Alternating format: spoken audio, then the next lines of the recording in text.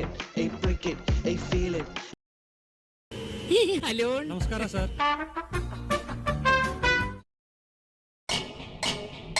Old boy 2003ல் வந்த இந்த படம் நான் 2024ல் தான் பார்த்தேன்.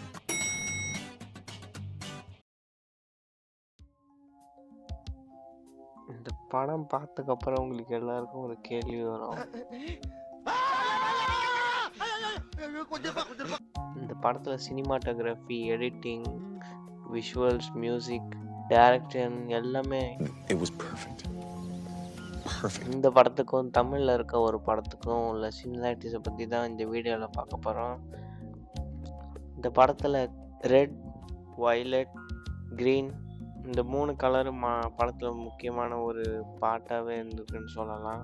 இதுக்கும் தமிழ் படத்துக்கும் என்னடா சம்மந்தம்னு கேட்டிங்கன்னா, இந்த படத்தோட கிளைமேக்ஸை பார்த்தா தான் உங்களுக்கு நான் ஏன் இப்படி சொல்கிறேன்னா, இந்த படத்தில் நடக்கிற கடைசியில் வர ட்ராஜிக் ஈவெண்ட்டும் ஓல்டு பாய் படத்தில் வர ட்ராஜிக் ஈவெண்ட்டும் அப்படியே ஒரே மாதிரி சிமிலராக இருக்கிறதுனால தான் இந்த படத்தை சிமிலர்னு சொல்கிறேன்.